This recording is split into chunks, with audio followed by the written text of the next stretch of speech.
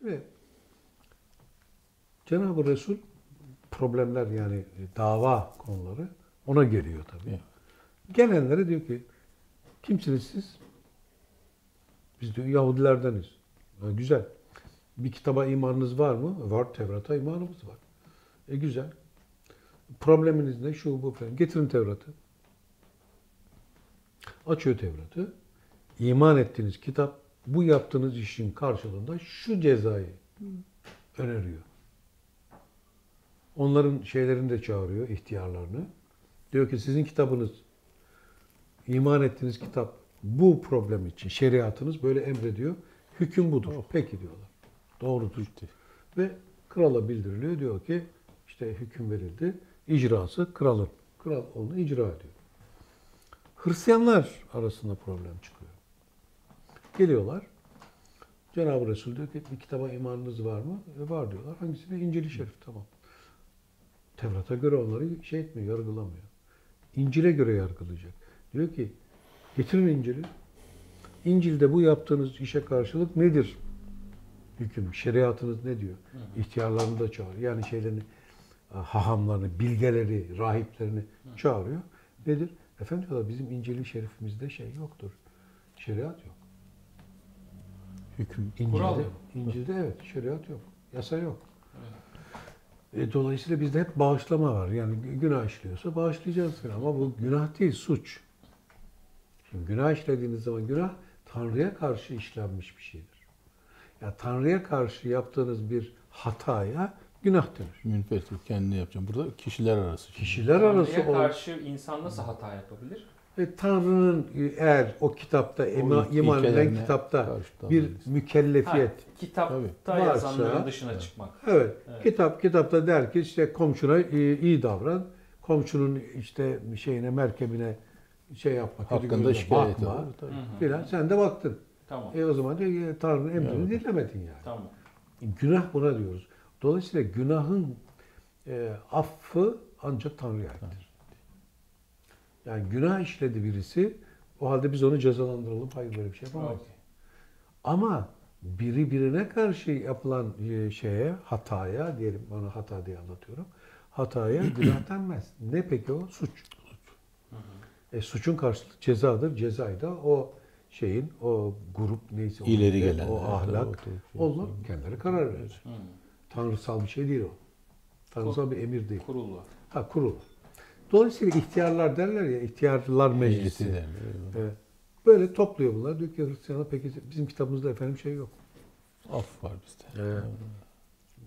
Yasa yok yani. O zaman nasıl yapacağız? Bunlar böyle bu işi yaptı. Neye göre siz bunu yapacaksınız? Bilmiyoruz. Bakıyor ki Hz. İsa Aleyhisselam İncil-i Şerif'te evet bağışlamayı anlatıyor ama şeriatı ben kaldırmadım diye ayet var. Şeriatı kaldırmadım, şeriatı tamamlamaya geldim. Yani. Diyor, şeriat dediği Musa'nın şeriatı değil mi diyor onlara. Bir önceki. Evet, o zaman bu konuya aynı Tora'daki Yahudilere uygulanan yasanın aynısı uygulanması lazım. Getirin Musa'nın yasasını, uyguluyorlar. Eyvallahımsınız, eyvallahız. Eyvallah. Tıkır tıkır yürüyorlar. Uygulayan da yine kral. Ama şimdi kral ne Yahudi ne Hristiyan. Pagan. Müşrik. Bu da ilginç.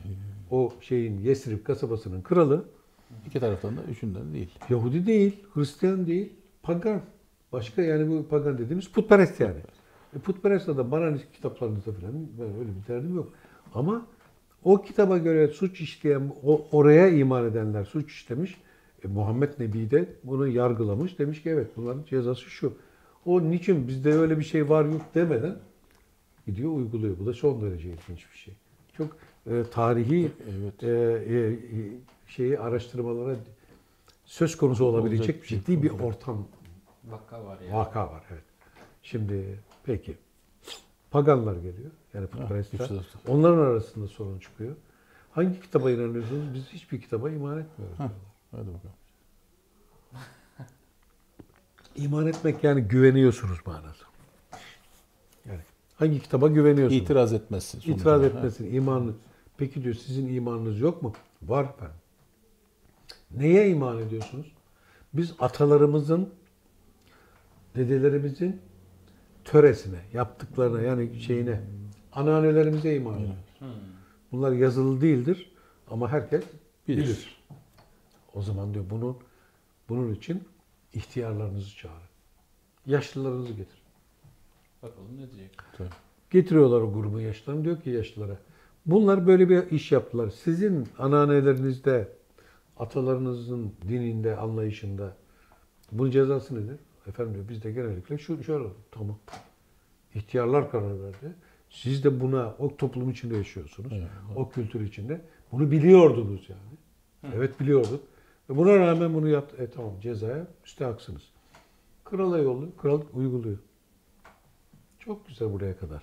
Tamam, geldik. Ama bir şey çıkıyor, bir problem çıkıyor.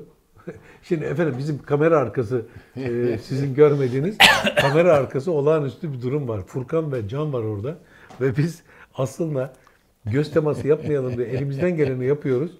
Neden? Çünkü bu kadar coşkulu halleri ve bakışları var ki siz çok merak edeceksiniz ve görmek de çok isteyeceksiniz. Ama Alacağız bir ara. bilemiyorum. Biz geçeceğiz oraya. Aynamızı kaldırmasaydık görecekler Evet. ama aynamızı O kaldırdık. duvardaki aynayı ondan kaldırdık ki siz görmeyesiniz diye. Bakalım ne olacak bunu bilmiyorum. Eyvallah. Hani Sinan çok teşne bu işe, hemen otursunlar masaya diye. Ama bilmiyorum şimdi. Cananım ne Yer değişti. Biz oraya geçeceğiz, onlar buraya geçecek. bilmiyorum artık. O başımıza gelecek. Şimdi geldi iki problemli, sorunlu bir grup ya da kişiler. Nedir sizin probleminiz? İşte şöyle oldu filan. Peki neye iman ediyorsunuz? Vallahi diyor, ben diyor şeye iman ediyorum. Tevrat'a, bu İncil'e iman ediyor. Bu Hristiyan, ben Yahudiyim diyor. Haydi bakalım. Mix. Güzel. Peki diyor, tamam zaten Musa'nın yasası ikisinde de geçerli Tabii. ama Musa'nın yasası. Ama diyor ki Hristiyan. Yahudilikte af yok diyor. İsa af getirdi. Yani bu suçlar, buradaki işlediğimiz suçlar Bir sonraki daha üstün gibi söylüyor. üstün değil. Af var içinde ama üstün değil. Çünkü o zaman Af ne edilecek? Kurala göre mi hareket edeceğiz? Kur'an, Heh. yasa ve af. Af. Evet. Çok son derece Hassas ince çok bir şey. Evet. vicdan diyoruz af kısmına, Hmm. yasa kısmına akıl diyoruz. Akıl yasa koyar. Evet. Vicdan mazeretine bakar. Ariftir. Vicdan ariftir. Ya bir problem, bu suçu işledi ama bir mazereti var mıydı acaba diye. Yani iyi sevilik o demek. Bir mazereti var mıydı? Musevilik yani Musa'nın yasası fiili işledi mi? İşledi. Bitti. Mazeret Kardeşim, falan kabul mazeret etmiyor. falan Vay olmaz. vay. Fiili işledi, cezasını kesin bitti. İsa'nın getirdiği, evet Musa'nın yasasını kaldırmadım diyor. Tamam. Onu tamamlamak. İşte tamamlama kısmı nedir diye soruluyor İsa Aleyhisselam. O da diyor ki şeriatın en son maddesi komşunu kendin gibi seveceksin. Şimdi o zaman vicdan çıkıyor ortaya. Yani bu insan bu şeyi yaptı. Sen yapsaydın, empati kur. Sen yapsaydın nasıl bir mazeretle yani ne olur beni affedin diye ne derdin? İşte o da demiş oluyor. Demese bile demiş oluyor. Sen bu bağışlamayı da kat. Demek ki vicdan yasayı kaldırmıyor. Ama yasanın içindeki esnekliği af devreye girerek cezayı azaltıyor. Eyvallah. Hafifletebiliyor filan. Yoksa şimdi de günümüzde bu Bugün de uygulanıyor biliyorsunuz. İyi hal filan gibi. İyi hal şeyler bu işte. konuldu, bu İyi konuldu. hal bu. Tabii. Kullanılıyor. Yargıçlarımız herhangi bir şeyi uygularken yasayı uygularlar. Ama arada vicdanlarını da devreye koyarlar. Ya bu çok fakirdi. Evet çaldı ama gerçekten ihtiyacı olduğu için aç kaldı onun için çaldı diye bir vicdan şeyi vardır. Kaldırmaz gene hırsızlığı. Çünkü oradaki kişinin hakkı var. Tabii. Kaldırmaz ama hafifletir. Eyvallah. Bir tanesi var keyfi olarak gitmiş camı kırmış, içeriden almış baklavayı yemiş Başlamış. gitmiş. Keyfi, gıcır, her şeyi var, parası var, pulu var ama bunu zevk için yapmış. Onda yasa işler. Full uyguluyor. Vicdanı niye uygulasın? Evet. Yasa işler. O öteki muhtaç, aç, Yani. bir de kalmış, bir de kırmış. Oradan Hafifletici almış. sebepler diye bir şey. Dediğimiz bu. Evet. Yani İsa'nın Musa'nın yanında devreye girmesi mazeretlerin de anlaşılır bir biçimde hükemanın, yargının şeyine girmesi, vicdanına girmesi anlamında. Şimdi Cenab-ı Nebi burada gayet rahat karar verebiliyor. Neden? Zaten Musa'nın yasasına bağlı. İsa da bağışlamayı getirmiş, vicdanı getirmiş. İkisi bir arada. Tamam, olabiliyor. İyi ama bir başka sorun geliyor. Paganla Musevi arasında. Hristiyanla Musevi arasında. Adetler ve şeriat. Evet. Aynen. Şimdi diyor ki siz neye? Efendim ben diyor Tora'ya, Musa'nın şeriatına iman etmişim. Yani beni öyle yargılayın. Güzel. Sen valla ben atalarımın şeyine Gelenekler alışkanlıklarım. arası, Gelenekler. Biz onlara getirin jüri oradan çıkıyor. Jüri değil mi?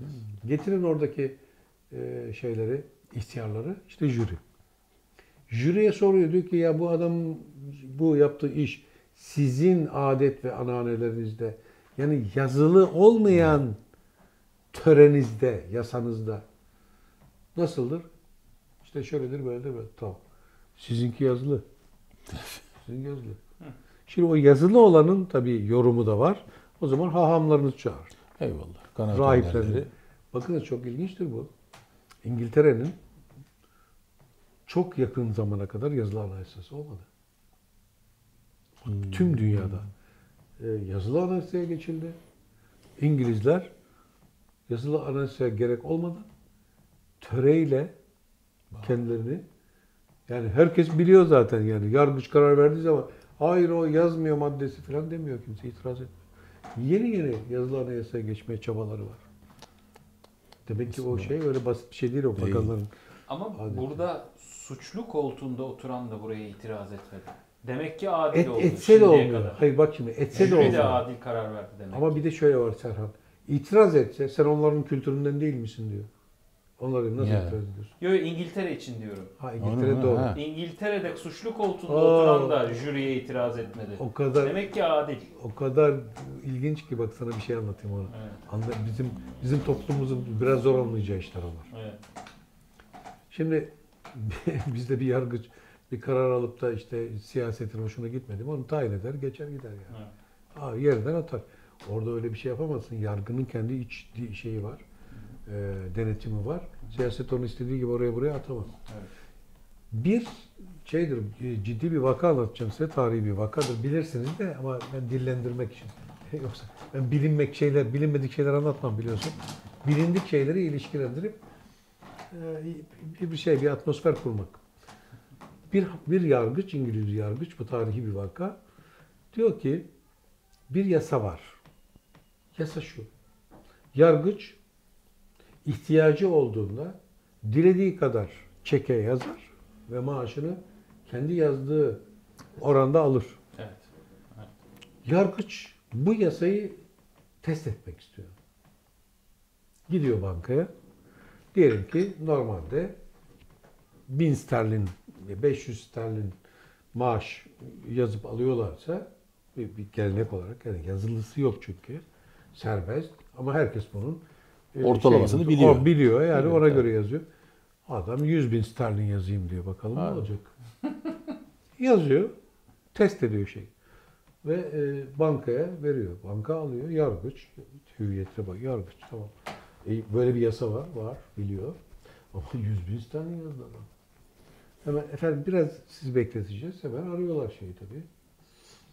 Hem siyaseti hem Karşılaşmamışlar. Adalet Bakanlığı falan. hepsi aranıyor. Diyorlar ki böyle bir şey var efendim. Ne yapalım? Ödeyin diyorlar. İngiltere bakınız. Ödeyin.